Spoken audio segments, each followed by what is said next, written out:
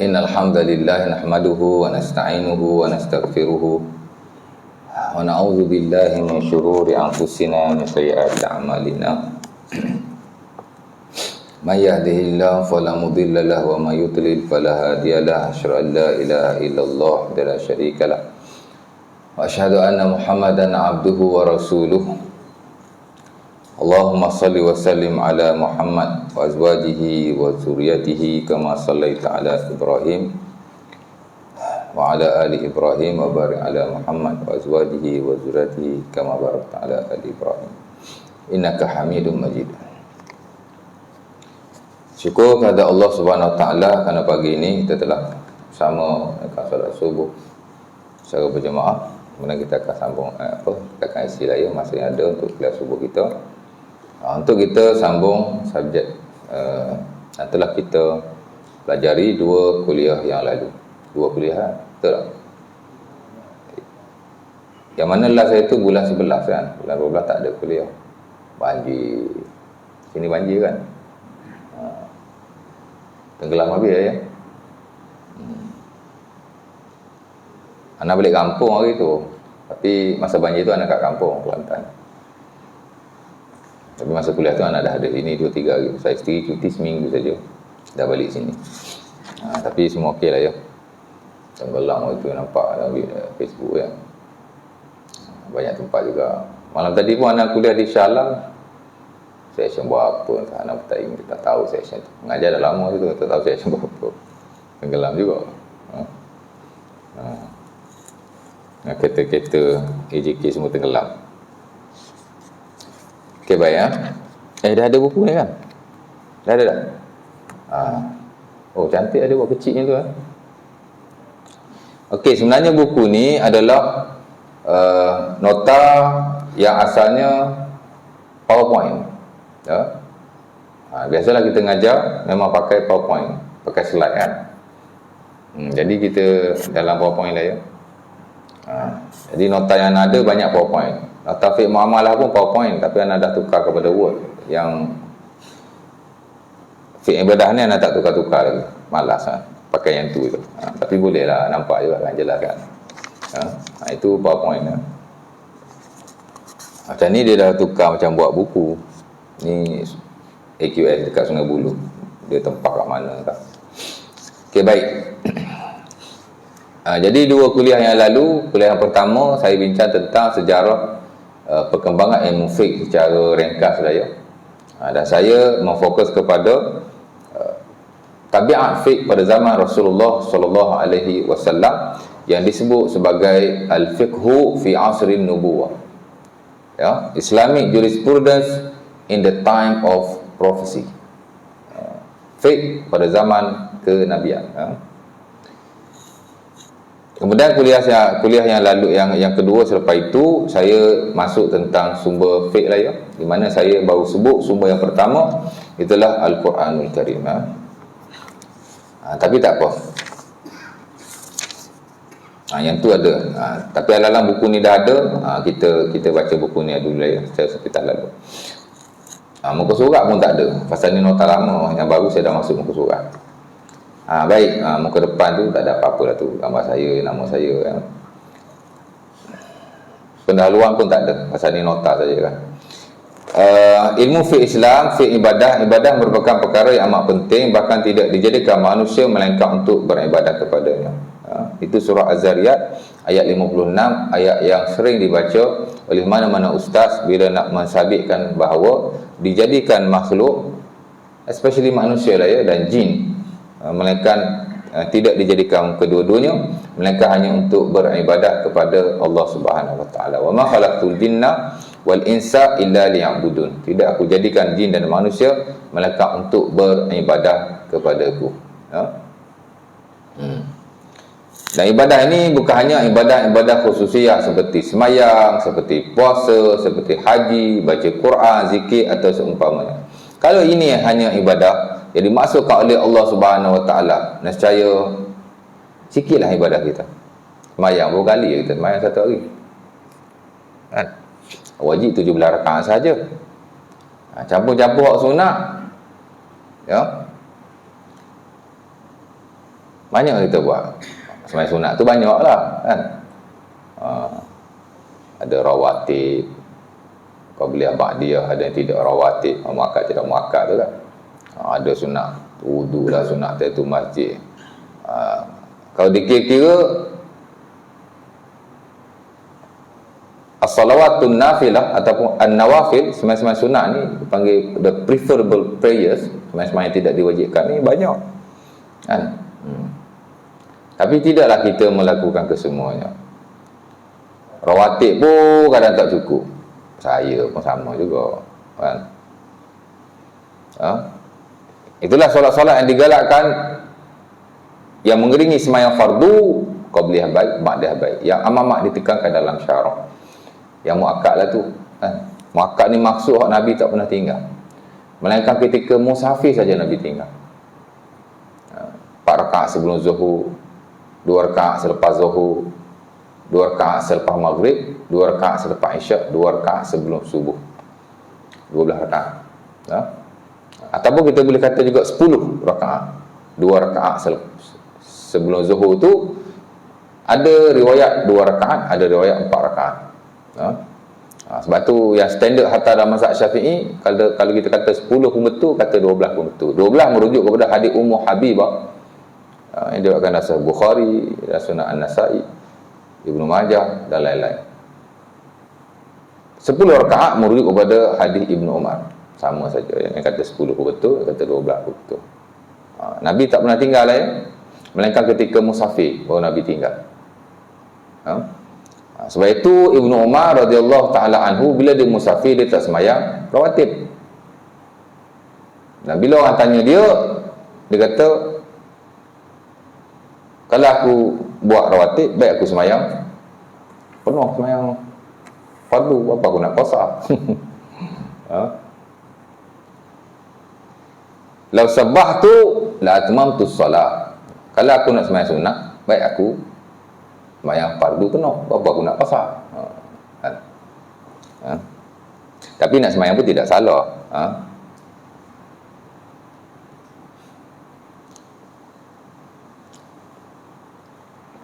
Cukup 12 rakaat satu hari. Kalau campur-campur banyak kan. Sembahyang tu malah banyak, tapi kita buat tu macam mana. Dan kalau kita buat kesemuanya sekalipun, belum lagi memenuhi waktu kita sehari semalam.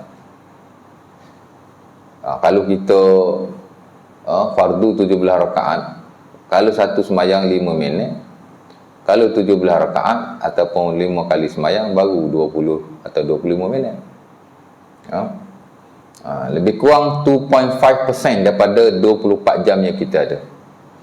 Waktu ni dia macam zakat juga kan. Zakat harta, selepas cukup nisab dan haulnya, berapa kita kena keluarkan?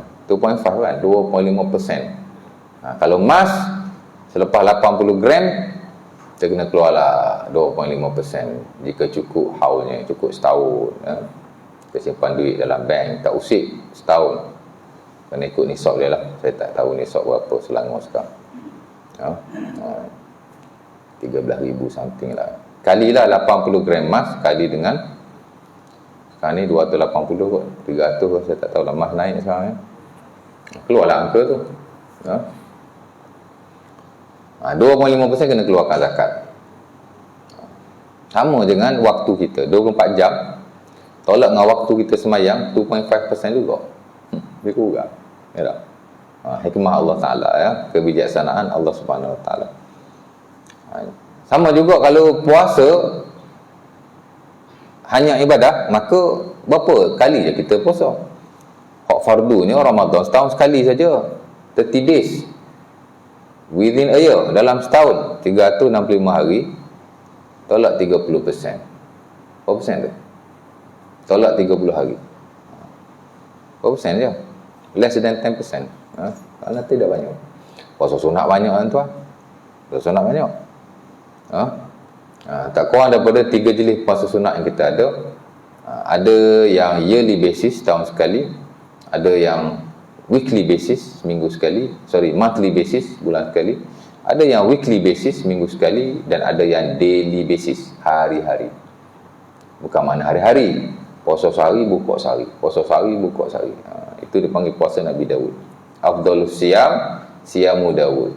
Yasumu yauman, yuftir yauman. Ada Muslim daripada Abi Hurairah. Nabi kata sebaik-baik puasa, puasa Nabi Daud. Puasa sehari, buka sehari. Puasa sehari, buka sehari. Itu dipanggil fasting on daily basis. Puasa 2 hari ya. Fardu confirm lah kita buat. Hak sunat, buat tak sunat? Buat ustaz sesekala.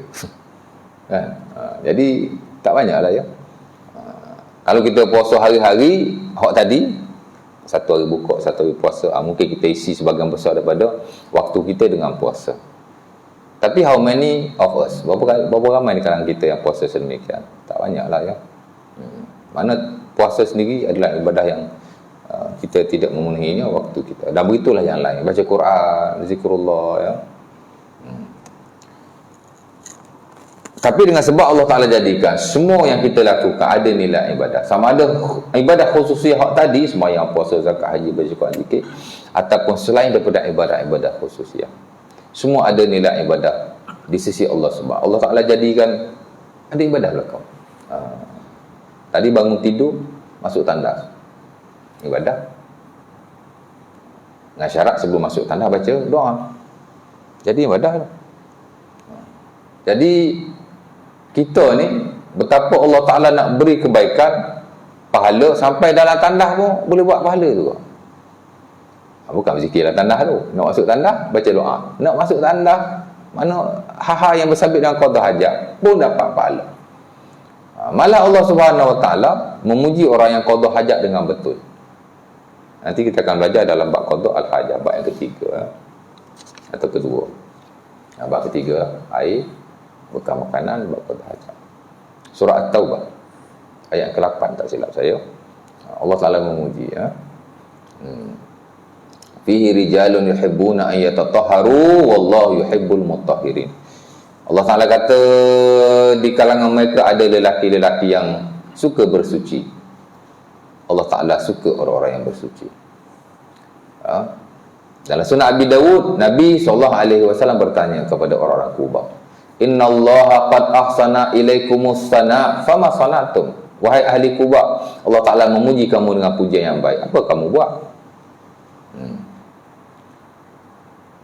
Dia pun kata,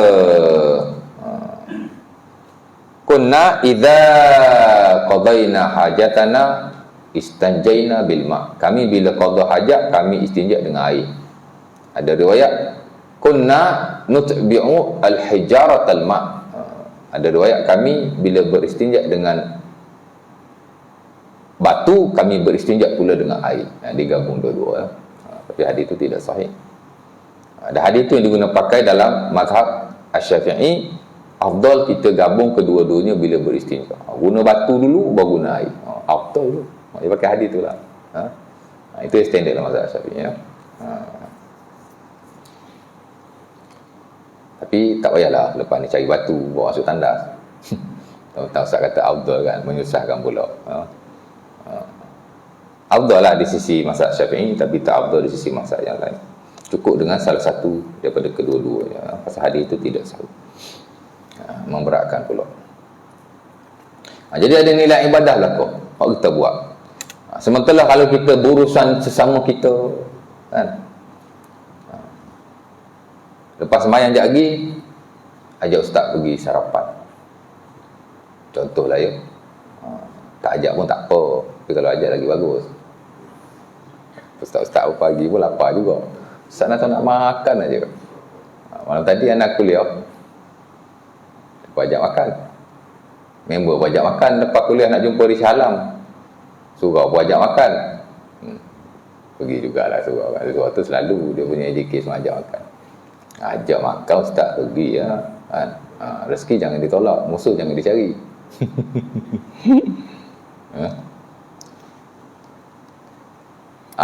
Pergi makan kan. Sebelum makan baca bismillah, makan dengan tangan kanan. Yang kadang-kadang kita tak tahu pun benda tu sunnah. Ingat macam adat saja, macam orang tua-tua kita lah ya. Ada benda yang dia suruh Dia pun tak tahu benda tu adalah galakan dalam syarak, sunnah Rasulullah. Kadang orang tua kita pun tak tahu. Kan? Orang tua kita belajar agama banyak mana je pun. Betul tak? Dia suruh kita makan dengan tangan kanan. Bila makan dia tak bagi menyembai kudan. Lepas makan pula dia suruh jilat tangan. Dia bukan tahu sunnah Nabi tu. Dia bukan tahu Nabi masa makan jilat tangan apa semua. Dia tu kadang-kadang daripada mak bapak dia dulu ajar macam tu. Mak bapak dia pun, mak bapak dia ajar begitu. Ajar adab lah, macam adab kan. Adalah sebahagian adab, hatta petua bahkan. Dia bagus. Dan bila relate dengan sunnah Rasulullah, benda itu sabit. Walaupun dia tak tahu benda tu sunnah, dapat pahala. Benda sunnah ni tak syarat kita tahu. Kita buat. Selari dengan apa yang diajar dalam syarak, dapat pahala. Itu kalau ada adab dan petua yang betul lah. Tapi kalau ada adab dan petua yang tak betul, kita tak boleh ikut. Orang tua bila nak masuk hutan, nak masuk ke tempat-tempat yang kita tak pernah pergi, ada suruh minta izin dulu. Tok nenek minta izin, ya, cucu nak duduk sekejap. Itu tak betul lah. Petua-petua ajaran seumpama itu menyalahi syarak. Tak payahlah kita ikut. Kan? Arwah nenek saya dulu, bila saya ikut dia pergi cari lokal kat pantai, dia pesan macam tu lah. Kau nak, belum nak cangkuk tanah tu, kau cakap dulu. Kita cari lokal, cangkuk tanah kan. Tak pernah cari lokal. Kat nipah-nipah, pokok nipah, cangkuk tanah, cangkuk cucuk. Kalau ada lokal, dia bunyi kuk. Sebelum nak cangkuk tu, minta izin dulu. Kuk kau pergi cangkuk atas kepala jin ke katanya. Kita pun buat lah. Zaman budak-budak, asal tak erti. Bila kita belajar, tak perlu. Buat apa nak minta izin jin? Khalifah muka bumi ni kita, bukan dia. Kan? Nanti dia kacau kita. Tak adalah nak kacau apa. Kita bos, dia kuli. Kita khalifah lah. Apa nak takut dia? Dia yang minta izin kita sepatutnya. Tapi tak berlaku kan. Tak lagi kita nak minta izin dia, tak payah.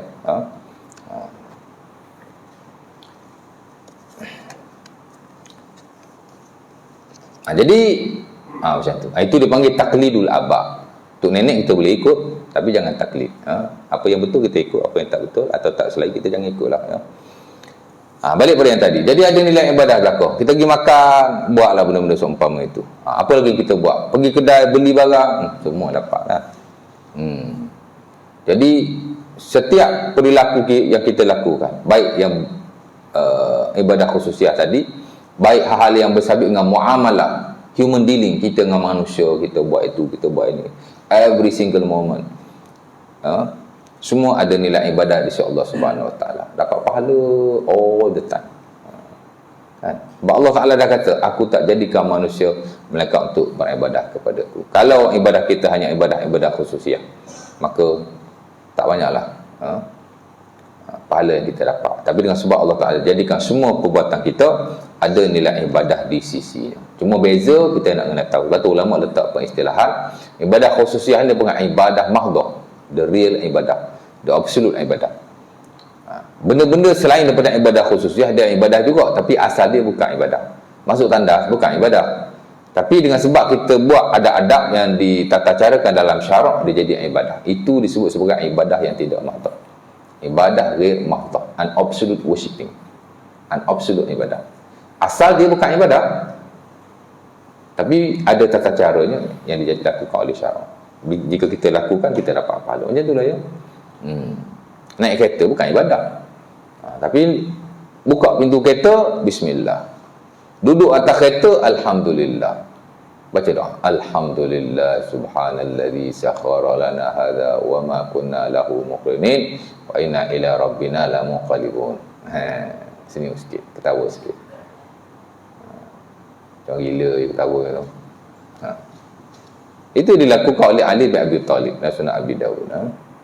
Seumpama dia dilakukan oleh Rabi'ah, pembantu dia. Dia pun tanya Ali, pasal apa kau ketawa dan senyum selepas kau baca doa itu? Ali kata, sonak tu kama sona'a Rasulullah. Aku pun tak tahu, aku hanya buat seumpama yang dibuat oleh Rasulullah. Rasulullah aja kita boleh ikut 100% without questioning, tanpa bertanya. Nabi je. Orang lain tak boleh. Ataupun orang lain boleh kita tanya. Nabi tak apa. Tengok buat je. Tak tahu apa sebab pun. Apa hal nak senyum seorang. Jadi Ali pun tidak tanya. Dan itu keadaan sebagian para sahabat Nabi. Dia tak tanya. Ada sahabat yang tanya, ada sahabat tak tanya. Ali tak tanya. Dia je kan. Rabi'ah pun pergi tanya Rasulullah. Bila pergi tanya Rasulullah kenapa begitu, Nabi pun kata Allah Subhanahu Wa Taala suka bila seseorang hamba berkata sedemikian. Bila kita baca alhamdulillah subhanallazi sakhkhara hadza wa ma kunna lahu muqrinin wa inna ila rabbina lamunqalibun, alhamdulillah Allahu akbar Allahu akbar subhanaka inni zalamtu nafsi zulman katsiran faghfir li innahu la yaghfiru dzunuba illa anta. Hak tu Allah Taala suka kat ujung. Bila kita kata maha suci Allah, aku telah menzalimi diriku, yakni aku orang yang berdosa, tidak ada orang yang boleh mengampunkan dosa melainkan engkau ya Allah. Allah Taala suka kita kata macam tu. Jadi sebab tu Nabi pun suka. Jadi kita faham ayat ni ya. Ayat ni amat penting. Jadi kehidupan kita, kita berkeluarga ibadah, kita bermasyarakat ibadah. Hampir tidak ada ruang-ruang yang bukan ibadah. Sebab tu kalau manusia ni tak ada pahala, teruk sangatlah. Jadi nak buat atau orang kata pun nak dapat pahala ni amat mudah sekali. Nak dapat dosa pun mudah juga. Itu masalah dia ya. Baik. Mudah-mudahan ya. Kemudian masuk fiqh secara bahasa ialah memahami, mengerti dan mengerti. Sama je tu ya. Tapi Arab dia lain. Fiqh ni dia ada definisi secara bahasa, ada definisi secara syarak. Dan mana-mana ilmu sentiasa ada definition. Setiap bab dia ada definition. Cuma saya tak masuk dalam nota saya. Pasal definition ni dia bukan induk kan. Dia hanya sampingan. Perlu kita tahu tapi tidaklah wajib. Fiqh pun sama, dia ada definisi dia. Fiqh secara bahasa tuan-tuan ialah mengerti, memahami. Ya. Masalah kata Arab kata al-fahmu, faham. Al-ilmu, mengetahui. Memahami, mengetahui dan mengerti. Bukan mengerti ya. Biasalah nota tak ada panel pentas kan. Kita yang buat, kita yang semok sendiri. Fiqh secara bahasa ialah memahami, al-fahmu, mengetahui, bukan mengerti ya, mengetahui, salah tu. Kalau ada pensel nanti potong. Al-ilmu dan mengerti, al-ma'rifah. Itulah makna fiqh. Fiqh ni makna tahu, fiqh ni makna faham. Fiqh ni makna reti. Sebab tu orang yang reti, Nabi kata faqih. Ataupun orang Arab boleh kata, orang Arab akan kata faqih. Faqih ni makna orang yang reti, orang yang tahu. Ya. Allah Subhanahu Wa Taala dalam Quran menyebut perkataan fiqh di beberapa tempat. Saya hanya nukilkan satu saja dalam surah Al-Isra ayat yang ke-44. Tusabbihu lahu as-samawati as-sab'u wal ardu wa ma fihinna wa in min syai'in illa yusabbihu bihamdihi walakin la tafqahuna tasbihahum innahu kana haliman ghafura. Bertasbihlah kepada Allah apa-apa yang ada di langit yang tujuh dan di bumi. All creations, semua makhluk dan apa-apa yang ada pada kedua-duanya. Dan tidak adalah sesuatu itu melainkan bertasbih dengan kepujiannya. Ya. Setiap makhluk tuan-tuan bertasbih kepada Allah, berzikir kepada Allah.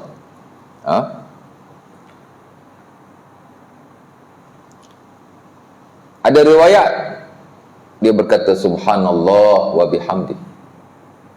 Seumpama dalam Musnad Al-Bazzar daripada Ibnu Umar, tak kala Rasulullah SAW memberitahu akan pesanan Nabi Nuh alaihi salam kepada anaknya.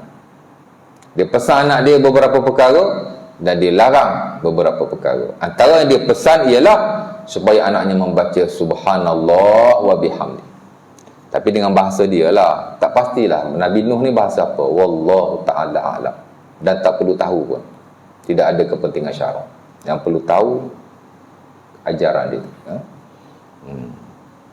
Nabi-nabi dalam Quran, mana Allah Ta'ala beritahu bahasa mereka, di mana mereka berada. Kan? Mereka ni lahir jadi Nabi tahun bila. Tapi kalau kita tahu dari sejarahnya bagus, historically bagus. Tapi secara syaraknya tak ada kepentingan sama sekali. Bahkan di mana mereka? Tak disebut kan. Nabi Ibrahim adalah di Mesir kan. Tapi yang lain tidak ada. Kan? Nabi Adam AS, Allah Ta'ala kata dia dibuang, lalu diturunkan ke bumi. Kat mana dia turun dia? Ahli sejarah kata ada turun di Sri Lanka, ada turun di India, ada turun macam-macam. Kan? Ada pula kata turun di Malaysia, di Kedah, di Gunung Jerai. Allah Ta'ala alam, tidak ada siapa yang boleh membuktikan. Ini sejarah ribu tahun. Alah, sejarah yang 200 tahun pun tak dapat dipastikan kesahihan. Ini kan pula yang ribu tahun. Kadang orang nak angkat sesuatu tempat, nak angkat tempat tu, dia sebutlah di sini. Bukti tak ada pun. Sebab tu sejarah ni ada benda yang boleh dipegang, ada yang tidak boleh. Dengar boleh, percaya belum tentu. Mana tadi? Jadi Nabi Nuh pesan pada anaknya, kamu kena sering berkata subhanallah wa bihamdi, maha suci Allah dengan kepujiannya. Ya. Fa innahu ibadatul khalqi wa bihi tuqta arzaquhum. Inilah ibadah makhluk-makhluk dan dengan zikir ini diberi rezeki kepada mereka. Maksudnya Nabi Nuh kata ini zikir makhluk. Percaya inilah. Semua makhluk bertasbih kepada Allah. Macam mana dia tasbih? Allah Ta'ala alam. Hadis ni kata subhanallah wa bihamdi. Tapi hadis ni ada pertikaian, ada sudut sanadnya. Ada yang kata dhaif, ada yang kata hasan, macam itulah ya. Jadi makhluk pun memuji Allah Subhanahu Wa Ta'ala ya, dengan kepujiannya. Sebab kita nak kena ingat, Allah Ta'ala ni tuan-tuan, semakin kita memuji dia, semakin dia suka. Sebab itu berzikir kepada Allah bukan sekadar menyebut nama Allah. Allah kan? Ar-Rahman, Ar-Rahman, Ar-Rahman. Tapi zikir kepada Allah ialah dengan memujinya, mengagungkannya, mensucikannya. Semakin tinggi pengagungan kita kepada Allah, semakin disukai. Sebab itu zikir-zikir Rasulullah, semua zikir-zikir yang sedemikian. Subhanallah, Alhamdulillah, Wallahu Akbar. Atau paling pendek kalau subhanallah, macam-macam subhanallah. Subhanallah wa bihamdihi adada khalqihi wa ridha nafsihi wa zinata arsyihi wa midada kalimatihi. Macam-macam tasbih. Subhanallah adada khalqihi, adada khalqihi, adada khalqihi, subhanallah ridha nafsi. There are a lot of tasbih. Tiba-tiba kita ambil pendek pula, Allah. Dalam keadaan dipertikaikan oleh sebagian ulama, walaupun ada sebahagian yang membenarkan. Lepas tu berlebihan pula. Zikir yang paling afdal ialah Allah. Kalau kita sebut subhanallah, sebut satu sifat je. Kalau kita sebut alhamdulillah, sebut satu sifat je. Tapi bila kita sebut Allah, dia menghimpunkan semua sifat Allah. Siapa cakap begitu? Itu diajar oleh Ibn Arabi dalam Futuhat. Tapi tidak ada dalil sama sekali. Siapa kata bila sebut Allah menghimpunkan semua sifat-sifat Allah? Lagi tak ada sifat Allah di situ. Nama Allah je ada. Kita belajar tuan-tuan tentang hari kiamat. Lari sikit, minta maaf ya. Nabi SAW nak memberi syafaat kepada umatnya. Bagi syafaat mudah-mudah gitu. Dah, Nabi sujud kepada Allah. Sujud 4 kali atau 5 kali sujud. Ada riwayatnya. Dalam Sahih Bukhari, dalam Sahih Muslim. Daripada Abi Hurairah yang disebut sebagai hadisul maut, hadis manusia dalam keadaan yang maha kelam kabut di mahsyar. Nabi memberi syafaat, Nabi sujud dulu. Apa yang Nabi sebut dalam sujud? Nabi kata ahmadullah bimahamid, aku puji Allah dengan kepujian, lam yahmidhu al-awwalun walas sabiqun walam yahduruni al-yawm. Nabi kata, aku memuji Allah Subhanahu wa taala dengan puji-pujian yang tak pernah dipuji oleh orang terdahulu dan orang terkemudian. Mana Nabi puji Allah dengan tak tahu macam mana lafaz tu. Hebat sekali. Sebab Allah ni memang macam tu. Lagi kita mengagung dan memuji, mensuci, lagi dia suka. Dan Nabi kata, aku sendiri pun tak tahu apakah bentuk pujian yang akan aku panjatkan kepada Allah Subhanahu wa taala. Lah ni aku pun tak tahu. La yahdurunil an. Lah ni aku tak tahu. Apa lafaz yang aku akan guna? Tak tahu. Tapi dia satu puji-pujian yang amat hebat sekali. Tak pernah dipuji oleh sesiapa pun. Tak tahu. Ya. Ya. Waktu bab zikir pun kita nak kena faham. Kalau boleh ada satu subjek belajar zikir. Tak apalah ambil zikir Nawawi. Tapi kena orang yang ada ilmu yang baiklah tentang zikir. Walaupun zikir ni ibadah yang ringan. Siapa kata zikir ni ibadah yang berat? Kan? Kalau kita duduk reka-reka malah jadi berat. Tapi kalau stick apa yang diriwayatkan, dia tak berat. Tapi prinsip zikir tu penting, ya.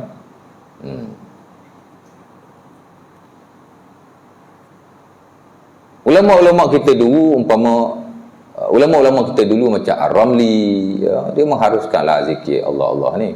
Tapi dia sekadar kata harus. Ini diafdalkan pula. Malah dikatakan zikir yang boleh sampaikan kita kepada Allah. Zikir tariqat, ma'rifat. Dia semakin semakin merepek macam tu, ya. Akhirnya sunnah yang benar ditinggalkan.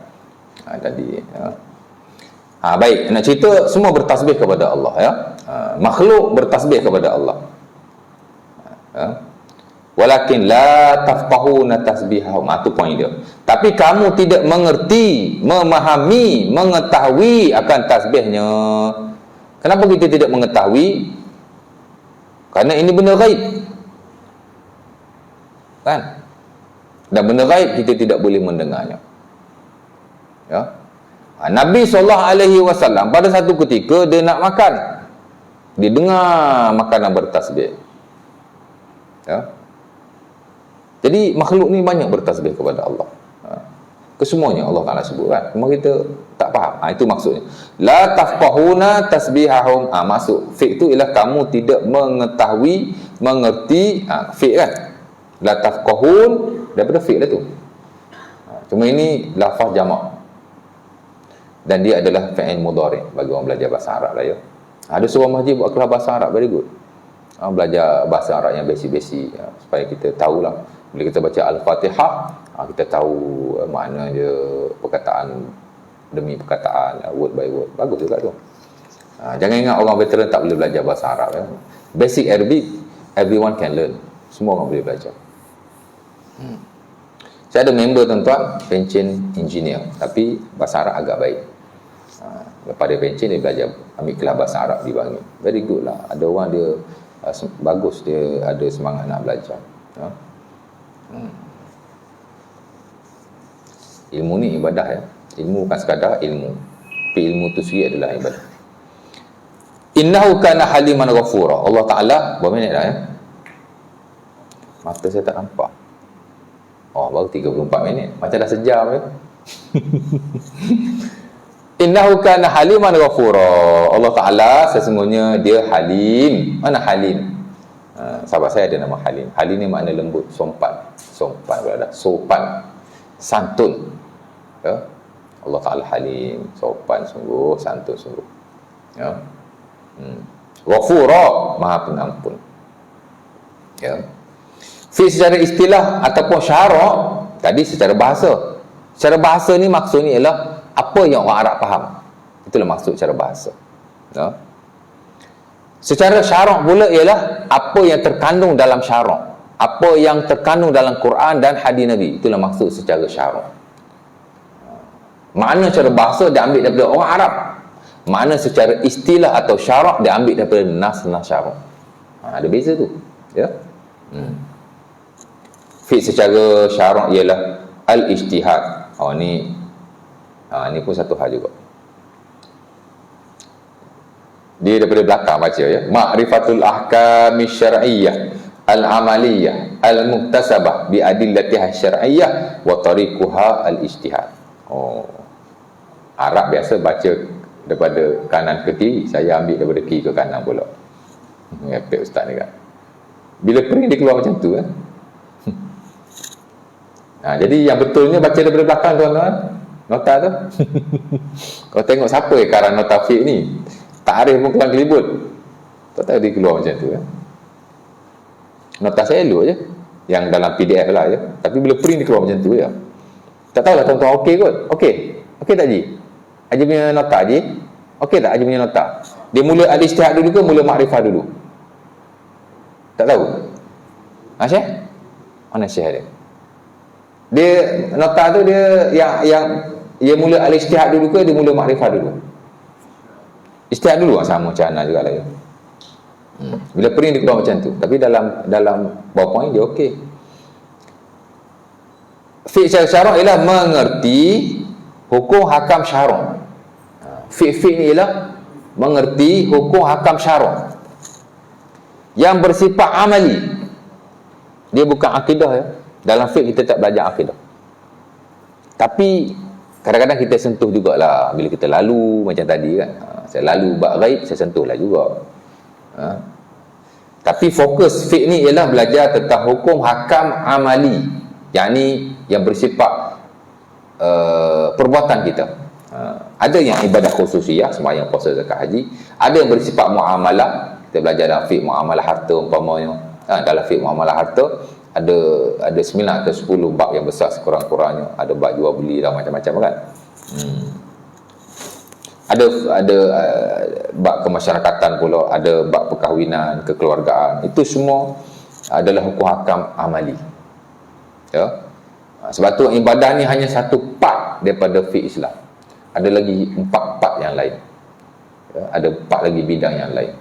Ada bidang muamalah harta, ada bidang muamalah perkahwinan atau kekeluargaan, ada muamalah kemasyarakatan yang bersabit dengan jenayah, ada muamalah kehakiman. Nak lantik qadi, nak lantik mufti, nak lantik hakim ya. Jadi kita ada satu package ilmu yang amat lengkap sekali untuk kehidupan kita. Islam bukan hanya ajar spirituality, nak sembah Allah saja ya. Tapi Islam juga ajar sociality, how to deal with human. Sama manusia memang tak boleh hidup bersendirian ya. Orang belajar psikologi dia tahu dalam otak kita ada sensor. Duduk seorang lautan, after years, satu jangka masa lama, dia boleh problem. Banyak orang menyendiri, dia akan berhalusinasi. Sorry tu lah ya. Sebab tu yang duk dakwa jumpa Nabi lah, itulah inilah. Biasa orang tarekat. Pasal mereka banyak bersuluk, duduk sendirian. Untunglah takat dakwa jumpa Nabi. Kalau agama lain dakwa jumpa Tuhan kan. Tuhan boleh jumpa tu. Padahal dia dengan diri dia sendiri. Hallucination.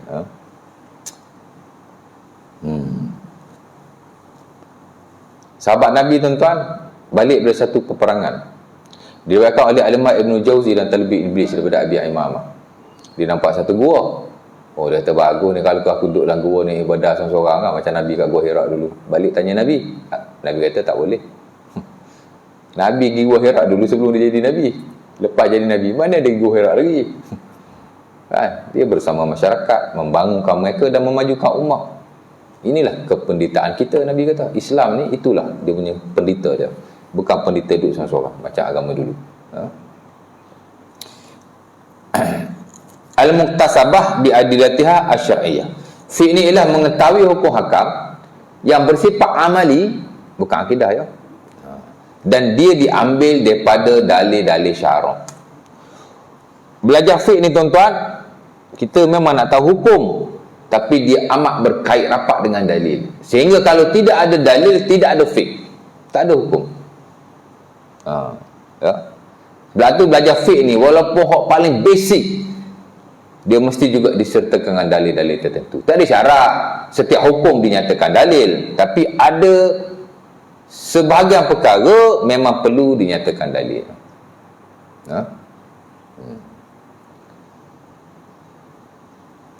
Sebab itu kita di peringkat rendah pun setiap tajuk disertakan dalil-dalil. Pasal itu adalah prinsip syarak. Setiap hukum mesti disertakan dengan dalil. Kalau tak baca teks Arab pun baca hak Melayu. Mana dia berkait rapat sekali. Wa tariquha al-ijtihad, dan proses ini dia mesti melalui ijtihad. Ini salah satu pentaklipan yang banyak digunakan pakai dalam buku-buku fiqh dan usul Satu hukum, mengetahui hukum amali mesti berasas kepada nas, dan proses itu mesti melalui ijtihad. Ijtihad merujuk kepada kemampuan seseorang untuk melakukan hukum, bukan semua orang dia mesti mujtahid. Dalil syarak merujuk kepada nas Al-Quran dan sunnah Rasulullah SAW. Itulah dimasukkan dalam dalil syarak. Ada orang kata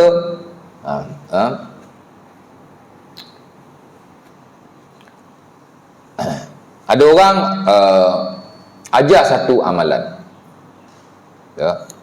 tiba-tiba didapati tidak ada dalam senarai sunnah-sunnah Rasulullah SAW amalan berkenaan. Dalam fiqh pun tak ada, dalam hadis pun tak ada.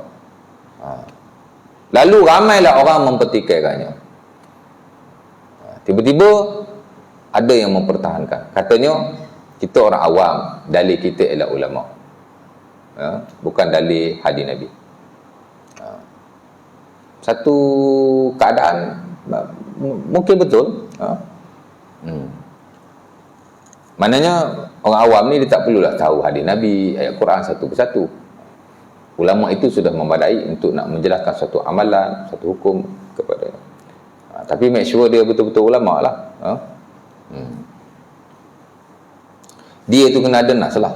Tapi kalau dah tak ada, susah juga kan. Betul, kadang-kadang betul juga perkataan tu. Tapi bukan sedemikian lah. Kena tahu juga. Baik. Ijtihad pula merujuk kepada keahlian ahli-ahli ijtihad dan kemampuan mereka. Kalau dulu ijtihad merujuk kepada imam-imam yang besar, tapi dalam konteks hari ini ijtihad boleh merujuk kepada ilmuwan-ilmuwan, sarjana-sarjana yang faqih, yang pakar dalam bidangnya. Okeylah. Sebab hari ni pun banyak benda-benda baru yang tak pernah dibincangkan oleh ulama terdahulu. Jadi siapa-siapa yang ada keahlian, ada kemampuan, ada kepakaran, dia boleh mengeluarkan satu hukum. Macam kita kata di peringkat negeri lah, ada mufti, ada AJK dia yang ada keahlian. Jadi mereka ni boleh dianggap sebagai mujtahid. Dalam istilah fiqh yang lebih khusus kita panggil mujtahid fatwa. Bukan mujtahid besar-besar macam Imam Syafi'i, Imam Nawawi apa semua tu, itu mujtahid mustaqil lah, mujtahid muntasib lah. Mujtahid seumpama itu kita boleh kata tidak ada pada zaman ini, tapi mujtahid fatwa yang pakar dalam bidangnya. Peringkat dunia, dosa-dosa Qardawi kita boleh kata dia mujtahid. Dr. Wabah Az-Zuhaili kita boleh kata dia mujtahid. Dan mungkin ramai lagi yang dah meninggal dah pun. Syekh Ibn Baz, ulama Saudi, Syekh Ibn Usaimin kita boleh kata mujtahid. Mana-mana tokoh lah yang kita ketahui dia. Ijtihad merujuk kepada keahlian ahli-ahli ijtihad dan kemampuan mereka melangkah hukum syarak. Jadi kita yang tidak ada keahlian ni, kita rujuklah mereka dan tak orang kata apa, cukup tu. Dan akhir sekali bidang ilmu fiqh tu saya dah sebut bidang ibadah, bidang munakahah, muamalah syakhsiyah, kekeluargaan, muamalah maliyah. Muamalah maliyah ni ialah harta lah muamalah harta. Harta pun satu ibadah yang besar Allah Ta'ala ajar very detail ataupun Allah Ta'ala ajar Allah Subhanahu Wa Ta'ala ajar dalam Quran, Nabi ajar dalam sunnah cara-cara mengurus harta dengan baik. Harta pun penting tuan. Ada orang masuk syurga hanya dengan sebab dia mengurus hartanya dengan baik. Sebab tu saya tuan-tuan, tak banyak lah, saya banyak ajar fiqh ibadah, tapi ada tempat saya ajar fiqh muamalah. Saya cuba memberi faham sebaik mungkin tentang harta dalam Islam. Ya. Sebab itu kadang-kadang saya ambil masa untuk ajar muqaddimah sahaja, kadang sampai 2 tahun, 3 tahun. Kan? Tapi saya kata selepas belajar muqaddimah ini, kalau tuan-tuan tak belajar selepas ni pun tuan-tuan dah ada idea tentang bagaimana harta dalam Islam. Penting tu. Terutama bila saya ajar tentang harta halal dan harta haram. Hak tu paling penting sekali. Kan? Hak lain-lain tu bukan kata tak penting. Tuan-tuan belajar bab jual beli. Tuan-tuan tak belajar pun tuan-tuan pergi beli lama dah. Daripada kecil beli, apa tua beli kan. Tak belajar pun fiqh jual beli. Kan? Fiqhul buyuk tak pernah belajar. Tak tahu rukun jual beli, syarat jual beli apa semua tak tahu belaka. Tapi jual beli daripada kecil sampai besar pun. Bukan kata tak payah belajar. Kalau dapat belajar bagus. Tapi ada part-part yang patut kita beri perhatian. Al-amwalul halal wal amwalul haram. Harta haram, harta halal. Saya ambil masa lama nak ajar benda ni, one by one. Apa harta halal? 1, 2, 3, 4, 5, 6, 7 kan. Apa harta haram? Ajar satu supaya kita faham. Kan? Masya-Allah. Fiqh jinayah, muamalah syakhs, muamalah juga ya, muamalah kemasyarakatan. Jinayah pun penting ya, sebab kita nak jaga masyarakat. Ada orang curi tabung masjid. Untunglah masjid mandikan dia macam jenazah. Tak belasah dia kan. Tapi kerana ambil video disebarkan, tak boleh juga ya. Kadang-kadang dia nak bagi pengajaran, mungkin dia ada alasan dia yang tersendiri. Tapi diambil gambar, video, disebarkan, itu akan menampakkan imej yang tidak baik dan menampakkan jugalah tindakan itu macam unwise, tak apa cerdik ya. Mungkin niat dia baik, tapi bila dah disebarkan, tapi ambil tindakan sendiri tak boleh ya. Kalau nak belasah apa tak boleh, siapa kata boleh kan? Mesti diserahkan kepada pihak berkuasa. Kes curi dalam masjid ni sebenarnya bukan zaman sekarang saja, zaman Nabi pun. Lepas tu bila kita belajar fiqh jinayah, dalam bab as-sariqah, mencuri, kita akan jumpalah hadis-hadis kecurian berlaku dalam masjid. Antara paling masyhur ialah hadis Safwan bin Umayyah dalam Sahih Bukhari, dalam Sunan Abi Daud, di mana ketika dia tidur, kain ridaknya dicuri oleh seorang lelaki. Kan?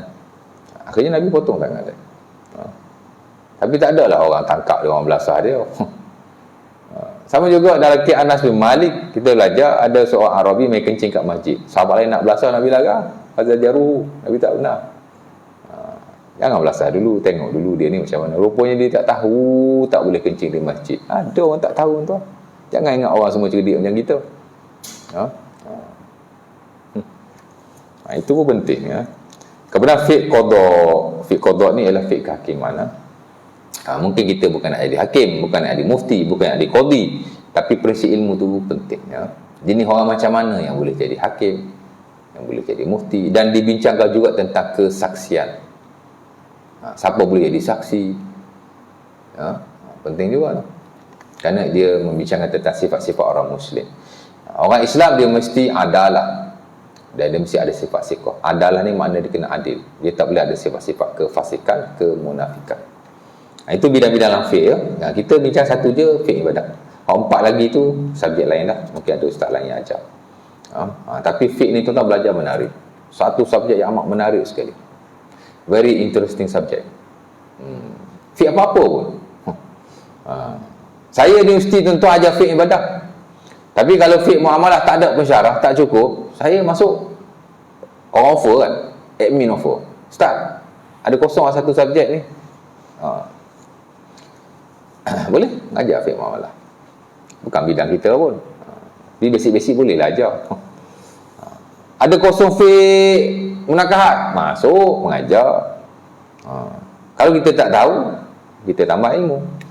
Murid-murid tuan-tuan, murid-murid saya bukan murid-murid yang fresh after SPM kan, paling muda pun bayar saya. Umur 65 pun ada, dah bencin dah. Semua cendekiawan juga. Dengan senang aja orang dah cerdik ni. Susah. Kalau ajar di universiti yang after SPM tu okey lah, dia pun tak banyak tanya sangat. Kita dulu mengajar universiti pun mana ada tanya sangat. Kita banyak diam je dalam kelas masa mereka degree. Diam aja. Apa yang lecturer bagi, yang itulah kita dapat. Kan? Tapi main orang besar ni tuan-tuan. Mengajar sikit je jawab soalan banyak. Tanya itu, tanya ini, tanya itu, tanya ini. Tak apa, kita tak tahu, kita buka. Kita check, macam tu lah. Dia lebih two-way learning. Pengajian dua hal. Baik. Itulah habis lah ya tentang ilmu fiqh. Kemudian sumber ibadah. Semua ibadah ni kita next time lah ya. Saya dah sebut tu tentang Al-Quran. Kemudian saya akan hurai kuliah minggu hadapan tentang sunnah Rasulullah. Ini pun satu benda yang amat kritikal dan primary atau penting sekali ya. Saya akan huraikan apa itu sunnah. Saya akan huraikan tentang fungsi dan kedudukan sunnah. Ini orang tak pernah faham.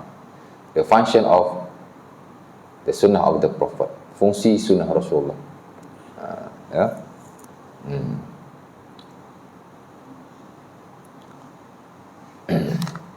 Kemudian saya akan sebut tentang pembahagian sunnah dari sudut sahih dan dhaif. Itu pun penting juga lah ya. Kemudian tentang ijma' dan qiyas saya tak sentuh banyak lah. Saya go through saja sebab dia tak banyak perbahasan. Kuliah lagi sekali. Kemudian kalau ada masa saya nak sentuh sikit tentang adab bermuamalah. Adab dalam fiqh ibadah. Ada adab-adabnya juga. Tapi saya akan sekali baca je lah ya. Apa adab kita.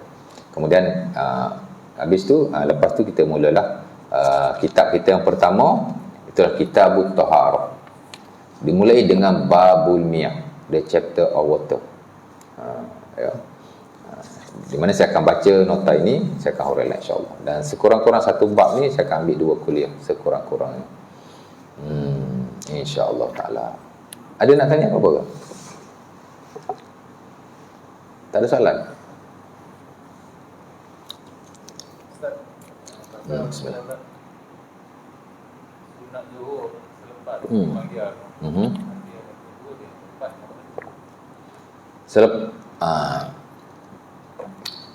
Dia sembahyang sunat qabliyah zuhur dan ba'diyah zuhur memang 4. Sebelum 4, selepas 4. Cuma 8 lah ya. Cuma 8 tu yang muakkad berapa, yang tak muakkad berapa. 4 memang 4. Ya. Dalam sunat An-Nasa'i daripada Ummu Habibah, man hafaza ala arba' qabla zuhri wa arba' ba'daha haramahullahu 'alan nar. Siapa yang jaga 4 rakaat sebelum zuhur, 4 rakaat selepas zuhur, dia akan diharamkan daripada api neraka. Itu fadilat sembahyang sebelum dan selepas zuhur. Tak apalah ya. Cuma 8 ni yang muakkadnya berapa? Ada ulama kata yang muakkad 4 sebelum zuhur, ke-4 itu adalah muakkad. Adapun selepas zuhur yang 4 tu 2 saja yang muakkad. Kalau kita main 4, 2 tu yang muakkad. 2 mula-mula tu. Tapi ada sebagai ulama pula kata yang muakkadnya hanya 2 saja. Kalau kita sembahyang 4 sebelum, 2 tu muakkad, 2 tak muakkad. Kalau kita sembahyang 4 selepas, 2 tu muakkad, 2 tu tak muakkad. Asasnya, sumbernya ialah hadis yang diriwayatkan oleh Ibnu Umar dan Ummu Habibah juga. Ummu Habibah dan riwayat yang lain disebut 12. Bila dihitung-hitung 12 tu merujuk pada 4 sebelum zuhur. Tapi kalau hadis Ibnu Umar 10 rakaat saja merujuk kepada zuhur hanya 2 sebelum dan 2 selepas. Kita nak ibadah ni tuan-tuan, jangan duk pilih sangat muakkad tak muakkad, muakkad tak muakkad. Istilah muakkad dan tak muakkad ni tidak ada pada zaman terawal. Dia istilah yang dibuat oleh para fuqaha setelah zaman terkemudian. Sebab itu Al-Imam Al-Ghazali rahimahullah dalam Ihya Ulumuddin, bila dia menceritakan tentang, bila dia menghuraikan tentang makna muakkad tak muakkad ni, ya, dia menyatakan bahawa para salaf, sahabat, tabi'in, dia tak membeza-bezakan pun antara muakkad dan tidak muakkad. Dia semayang saja, kan? Kerana diikutkan 2 rakaat sebelum maghrib, tak muakkad. Hatta dalam mazhab Syafi'i bukan sekadar tak muakkad, bawah lagi pada tidak muakkad. Mazhab Syafi'i ni dia ada muakkad, dia ada tidak muakkad, dia ada nafilah, bawah sekali. Nak kata muakkad pun tidak, tak muakkad pun tidak, dia bawah lagi. Itulah sembahyang 2 rakaat sebelum maghrib. Pasal tidak ada fadilat, tak ada riwayat Nabi buat, cuma ada riwayat sahabat melakukannya. Tapi kita lihat dalam Sahih Bukhari, apa kata Anas bin Malik? Kana ashabu Rasulillah idza nudiya lil maghrib ibtadarus sawari fasallu rakaatain. Kata Anas bin Malik, sahabat Nabi bila azan maghrib, mereka mencari tiang-tiang, lalu mereka solat 2 rakaat. Asal ada peluang sembahyang sunat je sembahyang. Jangan pilih kalau tak muakkad tak sembahyang. Kalau muakkad sembahyang, jangan beza-beza sembahyang je.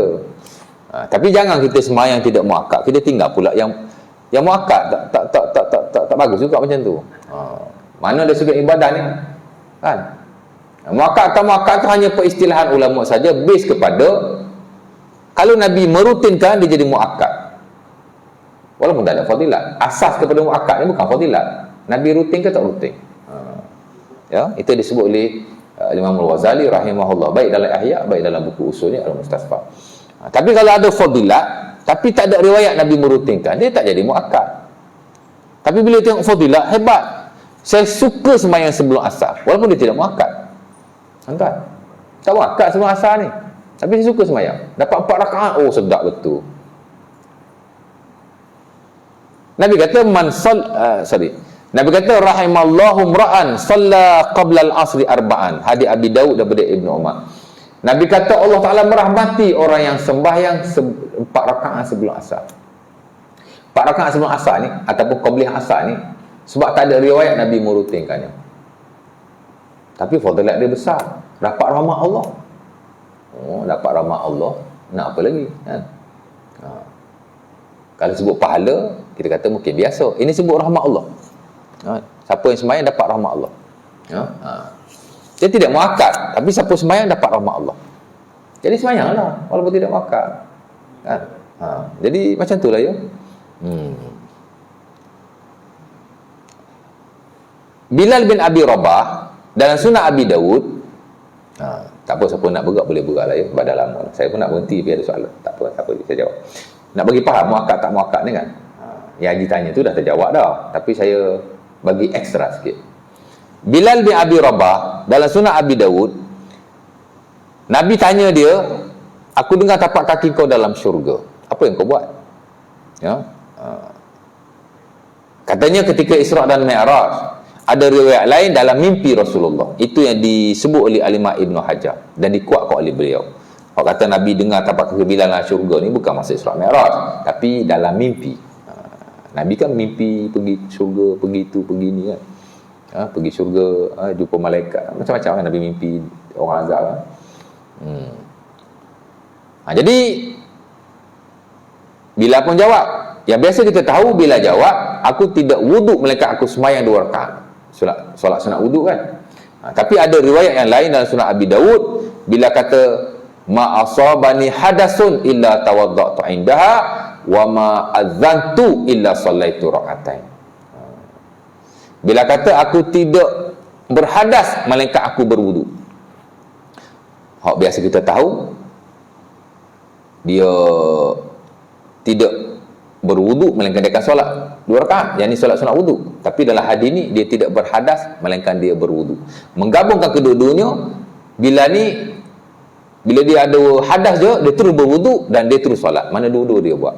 Dia sentiasa dalam keadaan wuduk, dan bila dia berwuduk dia sembahyang sunat wuduk.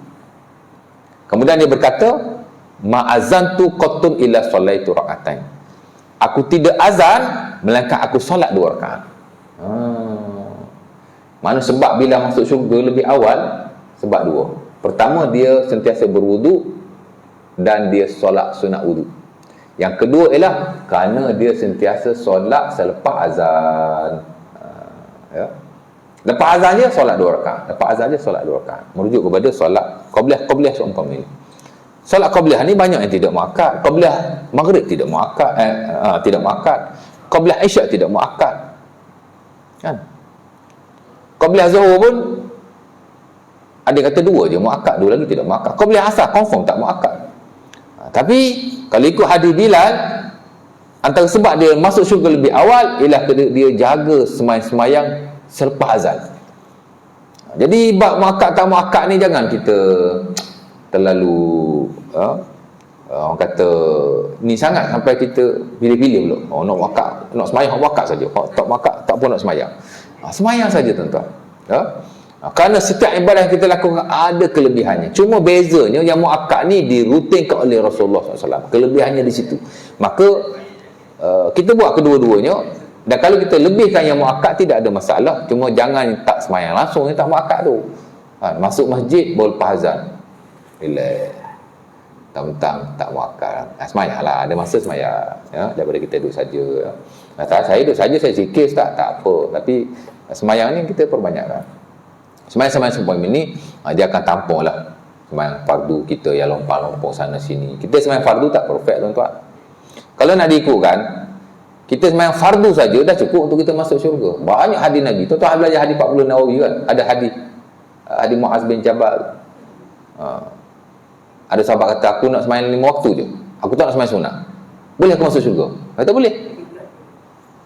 Tapi kita tanya diri kita balik, perfect ke semayang fardu kita tu? Lepas tu hari kiamat nanti Allah Ta'ala akan tampung semayang sunat ni kekurangan-kekurangan yang ada pada semayang fardu. Semakin banyak semayang sunat kita lakukan, kekurangan-kekurangan dan semayang fardu semakin banyak dapat ditampung. Semayang tu, semayang. InsyaAllah Ta'ala, mudah-mudahan. Boleh kan? Dia tanya pendek je, saya jawab bagi panjang. Bagi extra sikit lah ya. Aku lekau lihazah, sejam dah tu, cukup lah. Aku lekau lihazah, Assalamualaikum warahmatullahi wabarakatuh. Tutup majlis kita dengan, ataupun tanggung majlis kita dengan tasbih kafarah dan surah Al-Asr. Subhanakallah bihamdik, asyhadu an la ilaha illa anta, astaghfiruka.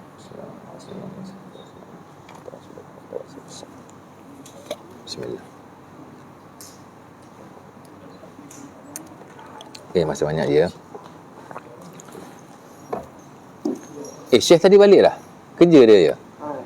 Balik. Dia kata kirim salam dengan ustaz. Oh, dia pergi mana? Pergi kerja. Oh, dia kerja je? Kerja hari ni. Saya cuti. Yang tak cuti? Cuti hari Ahad. Jom kita pergi makan, jom. Jom. Tak apa, Ana belanja, jangan risau. Kat mana tak? Mana-mana? Dekat sini. Dekat-dekat je. Ada janji ada nasi. Ada nasi? Lemak. Hari tu Haji tu bawa keluar jalan ni pergi kanan. Sedap juga kedai tu. Ya. Kedai mana tu? Jom, kita pergi, jom.